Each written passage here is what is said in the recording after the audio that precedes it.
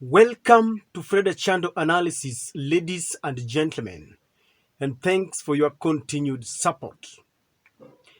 I have followed very closely the political movements of the Kakamega Senator, Honorable Boniface Halwale, the bullfighter, and I have concluded, without a shadow of doubt, that Bony has crafted a long-term and a secret plan to entrench himself as the Mulembe political kingpin. There are very significant elections that are looming in the country. One is the Bungoma's senatorial race, and the other one is happening in parliament to elect members that are going to represent Kenya in the IALA, East African Legislative Assembly. And Bony is using these two elections to entrench himself. Because it started in Bungoma, where he defied his brother's position, Moses Wetangula, to have a Ford Kenya candidate. And Bony is campaigning for a UDA candidate there. And while speaking to journalists a while ago, Mr. Bullfighter has decided to go against the wishes of his party leader, Mr. William Ruto. And Boniface is supporting an ODM candidate to the East African Legislative Assembly. Now, we have two elections ahead of us. The first one is in Bungoma. The second one is in Parliament. The one of Parliament is next week on Thursday on 17th. Tunaenda kutaua mjumbe wa Jumuiya ya Afrika Mashariki. I'm happy to announce to the people of this county that I'm doing my networking. UDA and Kenya Kwanza in general has not presented a candidate from Kakamega County and from this region. It is because of the strength of the parties in various regions. However, ODM has presented former MP of Shinyalu, Honorable Justice Kizito Mukale. I'm using my networking, and I want to appeal to our regional members of parliament. We build friendship so that we all, without minding his party, we make sure that our community, our region, is represented in IALA, and therefore we are supporting Honorable Justice Kizito Mukale of ODM. Of ODM. We are UDA. But we have refused. People are not going to take advantage of us just because of small things called parties. If you listen to Bony speaking, there are a few things that you will pick out from that statement. Bony is saying that there are some people who want to take advantage of them as a Luhya nation because of what he said, small things like parties. So let us begin from there, ladies and gentlemen.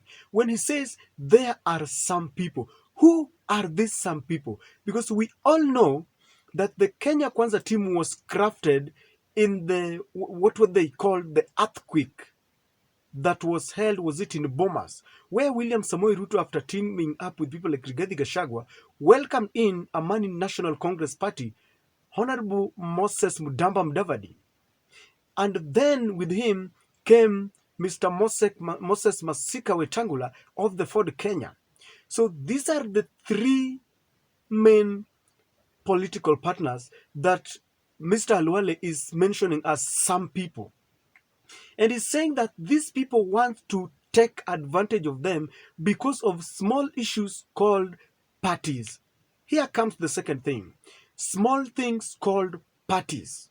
And he's saying, and I want to believe in my considered opinion, that he's saying that it is the UDA party that wants to take care of the Luhya nation, because in that crafted Kenya Kwanza team, UDA has got 138 members of parliament.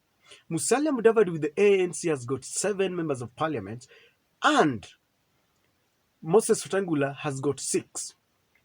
So the senator is saying that simply because they have some few members of parliament compared to UDA, the UDA, who is headed by William Ruto, wants to take advantage and does not want to nominate someone from the lower land to go and represent them in the IALA. And he's saying that because the Kenya Kwanza does not have someone from the Mulembe Nation, then it's going to support the ODM candidate, the former member of Shinyalu constituency, Shinyalu member of parliament, Mr. Kizito. But what exactly is Halwale doing? And what does he want to achieve? Because those statements will tell you two things, ladies and gentlemen. One, Mr. Bony wants to endear himself as a person who cares about the Luhya nation by saying that there are people who do not care about the Mulembe nation. People want to take advantage of them because they have few number of members of parliament. He is simply indicting Mr. Ruto that as a man who does not care, who wants to take advantage because of the lion's share of the number of members of parliament. And then Mr. Halwale wants to portray to the Luhya nation that they have two political partners in Kenya Kwanza who do not care about them. He's simply saying that Mr. Mudavadi and Mr. Wetangula are leaders who do not know how to champion for the rights of the Luhya nation, because he feels that in that coalition, when an opportunity presents himself where we need to have someone nominated to the Iyala nation, then Mudavadi and Wetangula should have fought for a position for one of their own, just one of the Mulembe nation, giving someone to the Iyala nation. And so what is he doing? He's telling them that I am here and I am presenting myself as someone who will be championing for your rights. Because he's simply telling them that I am just a senator. But look, I am fighting for you. And that's what he's saying, that it doesn't matter. When it comes to one of our own, then I will support that one of our own regardless of the party affiliation. And number two, he is presenting himself as someone who is very courageous and fearless. Because look, he is going against William Ruto, who is the president of Kenya and the party leader. And he's telling them that I can stand very fearlessly and fight for you. He was saying that I'm not going to be called just because we are in the UDA. When it comes to our people, I can stand strongly and fight for our people. And what does he say now? In other words, he's trying to portray Moses Wetangula and Musalia Mudavadi as cowards, as people who are in that coalition and they have been compromised, as people who do not know why they are in Kenya Kwanza. Because in Halwale's mind, Halwale feels that they are in Kenya Kwanza to fight for their own people. No one summarizes his motives like the deputy governor of Kakamega. Mr. Ayub Savula on his tweet said that Mr. Halwale wants to present and entrench himself in the national politics. And while doing that, he's tramping on his fellow brothers. He was referring to several campaigns that Halwale has gone to, and he's really damaging character assassination of Musalia Mudavadi and Moses Wetangula. And when he reads, he feels that Boniface Halwale wants to go for the top seat. But in doing that, he's trying to annihilate all these other people, because Moses Wetangula and Musalia Mudavadi have been in politics for, I think, much longer period than Halwale, and they have presented themselves as people who are flag bearers. So Halwale is simply saying that I am here and I'm coming for you. And if he makes good his threat and goes for the top seat, then what it means that he's going to wrestle it out with people like Wetangula, Mudavadi, Oparanya, Atuli, all the leaders, because the Luhya nation now is anyone's stake, depending on how you play your politics. And Mr. Halwale is playing what I call double cross. Double cross is a situation where someone sends you to go and maybe shortchange someone. And when you reach there and you've shortchanged the person, instead of giving back to the person who sends you, you take it for yourself. I have seen Halwale campaigning, traversing the Bungoma. You remember, Bony Halwale is from Kakamega, but he has been given a mandate to go and campaign in Bungoma. He's the one who is championing the leadership of the UDA, and he's rallying those people to ensure that they elect a UDA candidate, despite the fact that Moses Wetangula is complaining that that seat belongs to the Ford Kenya, and therefore Ford Kenya must be given that opportunity. And Halwale seems to have got some money. He's been given money by William Ruto to go and campaign in their usual style. I know he's giving a lot of money. But while doing this, instead of building bridges for William Ruto to come and ascend and become the political kingpin in Western, it seems he wants to double cross William Ruto. He's using the same to make a name for himself. And by doing this, he could be doing two things. One, Halwale wants to contest for the Kakamega gubernatorial position in 2027. Remember, as he was a senator in 2013 when we promulgated the constitution, and it was the first inception of the county government. He served there for a 5-year term. Then in 2017, he wrestled the gubernatorial position with the then incumbent Mr. Wycliffe Oparanya, who defeated Halwale. In 2022, Halwale also wanted to go for the same seat, and they were battling it out with Cleopas Malala. Cleopas Malala was vying on an ANC ticket, while Halwale was vying on a UDA ticket. It was so fierce, it was a brotherly fire, sibling rivalry, that it took the intervention of William Samoei Ruto, who sat them down and they agreed that Cleo was going to fight for the gubernatorial seat, while Halwale was going for the senatorial seat. While doing this, I have a feeling that William Ruto wanted to finish Cleopas Malala, because Kakamega is ODM, ni chungwa. And he knew very well that it was not going to be very easy for Cleopas Malala. It was going to be a tall order. So Halwale, being very calculative, decided, let me go for a lower seat, the senator. And he was campaigning for Fernandez Baraza, the ODM candidate. He was telling the people, mimi mpe yangu, lakini pale kwa gavana mpatie Fernandez Baraza. I think it was because he felt Cleo had betrayed him. And he also wanted the support of the ODM candidate. So the end result was Halwale was elected. He got a chunk of the ODM supporters' votes, and Fernandez Baraza also was elected. But in 2027, it seems Halwale has set his eyes on the prize, and the prize is the governor. That is why the deputy governor, Ayub Savula, was saying that he's eyeing the highest seat, but he is trying to just kukanyaga hawa wengine. He wants to finish them. And if you ask me, I agree with Boniface Halwale. In politics, you don't wait for someone to come and give you. That is exactly what he's doing. He wants to make sure that he finishes Mudavadi, he finishes Wetangula, so that he can. But let me just try and ask those who are very much well conversant with the lawyer politics.